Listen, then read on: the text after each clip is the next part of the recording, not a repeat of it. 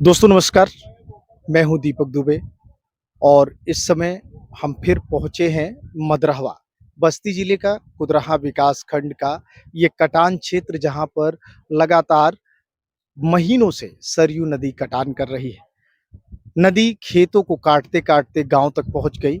40 घरों की आबादी वाला यह पुरवा, जिसमें से लगभग 8 से 10 घर ऐसे हैं जिनमें लोगों ने अपने घर को खुद अपने हाथों से तोड़ दिया और वो यहाँ से पलायन कर गए। अब लोगों में दहशत है, लोग अपना सामान सुरक्षित जगहों पर पहुँचा रहे हैं और यहाँ पर एक सवाल सामने खड़ा हुआ कि इसी नदी में आगे ड्रेजिंग का काम हुआ था, यानी धारा को मैनेज करने की कोशिश की गई थी। अब ग्रामीणों का ये कहना है कि नदी कभी भी गाँव के इतने करीब नहीं आती थी, अगर आज इतने करीब आई है, तो उसका कारण वो ड्रेजिंग है। ड्रेजिंग हुई थी, काफ़ी पैसा जो जानकारी सूत्रों से मिल रही है लगभग 5 करोड़ रुपए खर्च किए गए और स्थिति ये बन गई कि गाँव का अस्तित्व खतरे में आ गया है।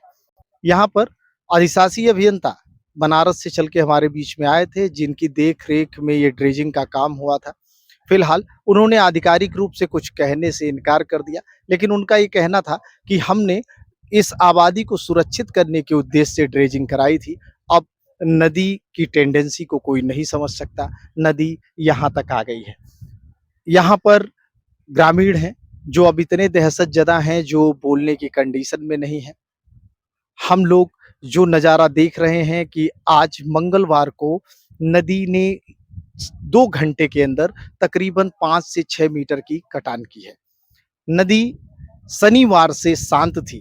इस जगह पे मदरहवा जहाँ पर हम खड़े हुए हैं, यहाँ पर शनिवार, रविवार, सोमवार नदी धीमे-धीमे गति से काट रही थी, लेकिन उस कटान का बहुत बृहद असर नहीं दिखाई दे रहा था। इस नदी ने इसी के पूरब में आगे एक बड़का पुरवा के नाम से आबादी का बसाव है।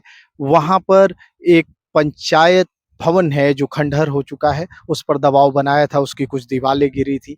वहाँ पर एक रिहायशी घर पे भी नदी का दबाव बरकरार है।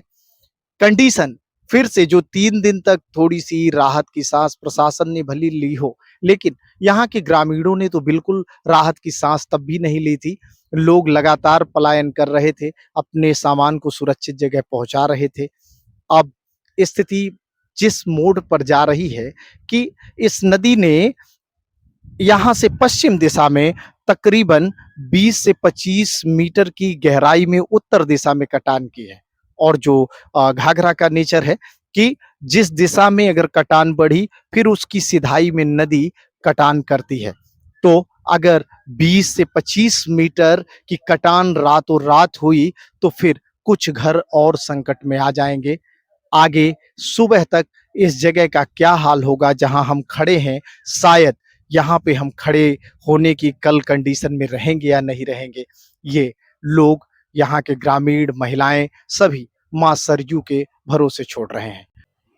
यहाँ पर ग्रामीण हैं जो इस सरयू नदी के तट पर जिन्होंने अपना बचपन बिताया है और इस नदी के पल-पल के नेचर को जानते हैं। इन्होंने इंजीनियरिंग नहीं पढ़ी, लेकिन ये नदी के तो इंजीनियर बचपन से इसको देखते-देखते हो ही गए हैं।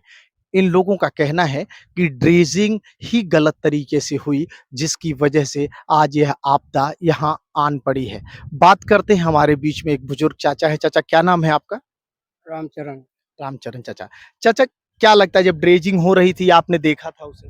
हमने देखा था, हमने गया भी था उधर, हाँ, बोला चलो गंजी लेकर बंधा भी देखते हैं। हाँ, देखा तो ये ऐसा कर रहा है, ऐसा भी नहीं कर रहा है, ऐसा बढ़ रहा है। हाँ। ये जो हमारा धारा था, वो धारा छोड़ दिया था हुँ, और जो रेता ऊँचा है ना, हुँ, ऊँचे पे ये लोग पाट रहे थे। हुँ, लोग क्या कर रहा है उधर, कहाँ बनना जा रहा है, रिंग बंधा जा रहा है, क्या पूरा जा रहा है। हुँ, मगर वो लोग कुछ नहीं कि गाँव वाले से पूछा नहीं कि मीटिंग करके एक बार गाँव वाले से पूछ ले रहा है पानी कैसा घूमता है। हुँ, बोला वो जो बढ़त देख रहे हैं आप, उसके इधर था वो हुँ, ढेर हुँ, ऐसा क्रोस में था, हुँ, मगर वही कटा छोड़ा था जो वही कटा सीधा पश्चिम उत्तर होगी नदी सीधा आ गई। हुँ। इसलिए हम लोग खतरे में चला गए, खतरे में चले खतरे में चला गए। गए आपने इसलिए मना हम भी खतरे किया में था, चला गए। आपने मना भी किया था शायद। हम नहीं मना किया, कोई कोई बोला हाँ, ऐसा, हाँ, हम वो टाइम नहीं था, नहीं तो हमसे चढ़ जाता था। हाँ, तो कोई कोई बोला कि ये कम से कम गलत हो रहा है।